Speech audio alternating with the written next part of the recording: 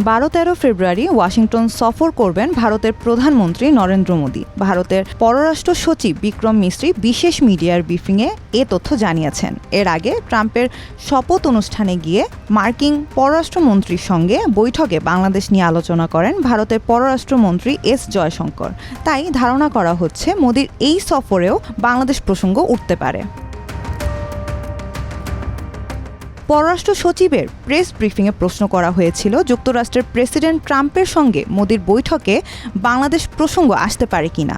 জবাবে বিক্রম মিশ্রি বলেন, আমি এ মুহূর্তে আগ থেকে পূর্বাভাস দিতে পারি না, তবে সেখানে আঞ্চলিক ও আন্তর্জাতিক বিভিন্ন বিষয় নিয়ে আলোচনা হবে এবং আমার ধারণা যেসব বিষয় আলোচনায় আসতে পারে সেগুলোর অন্যতম একটি এটা।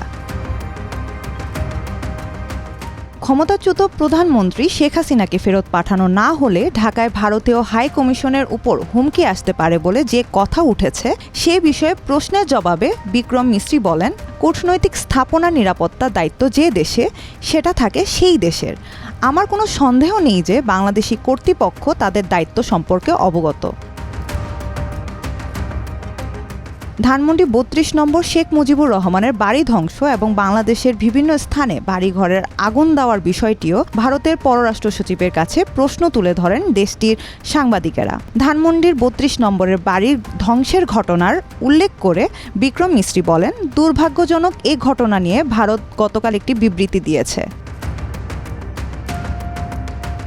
যুক্তরাষ্ট্র থেকে ১০৪ ভারতীয় অবৈধ অভিবাসীকে সামরিক উড়োজাহাজে করে দেশে পাঠানোর ২ দিন পর নরেন্দ্র মোদীর যুক্তরাষ্ট্রের সফরের দিনক্ষণ জানালেন দেশটির পররাষ্ট্র সচিব। তবে হোয়াইট হাউস জানায়, ট্রাম্প পরে মোদীর সঙ্গে এক টেলিফোন আলাপে ন্যায্য বাণিজ্যিক সম্পর্ক নিয়ে চাপ দেন। এটি ছিল ট্রাম্পের বৈশ্বিক নেতাদের সঙ্গে কঠোর বাণিজ্য নীতির একটি অংশ। ট্রাম্প এবং মোদি অস্ট্রেলিয়া ও জাপানের সঙ্গে মিলে তৈরি করা কোয়াড জোট শক্তিশালী করার বিষয়েও আলোচনা করেন। এ জোটকে সাধারণত চীনের বিপরীতে একটি প্রতিরোধমূলক শক্তি হিসেবে দেখা হয়। এবছর ভারত কোয়াড জোটের নেতাদের স্বাগত জানাবে।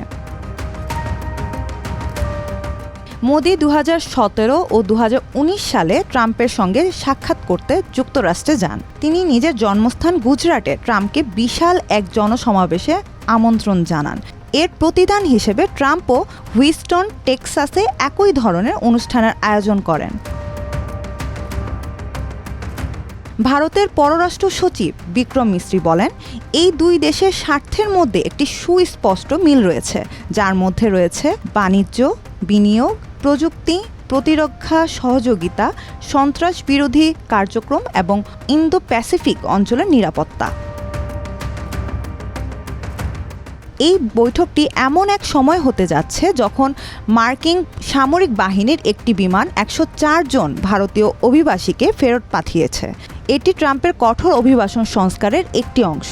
ভারতের পররাষ্ট্র মন্ত্রণালয় জানিয়েছে, আমরা অবৈধ অভিবাসনের বিরুদ্ধে দৃঢ় অবস্থানে আছি, বিশেষ করে এটি যখন সংগঠিত অপরাধের সঙ্গে যুক্ত থাকে। তবে ভারতের পররাষ্ট্রমন্ত্রী সুব্রমণিয়াম জয়শঙ্কর বলেছেন, নির্বাসনের এই প্রক্রিয়া নতুন কিছু নয়। ২০১৯ সাল থেকে যুক্তরাষ্ট্র ১৫,০০০-এর বেশি ভারতীয়কে দেশে ফেরত পাঠিয়েছে, যার মধ্যে অর্ধেকই ২০১৯ থেকে ২০২৪ সালের মধ্যে হয়েছে।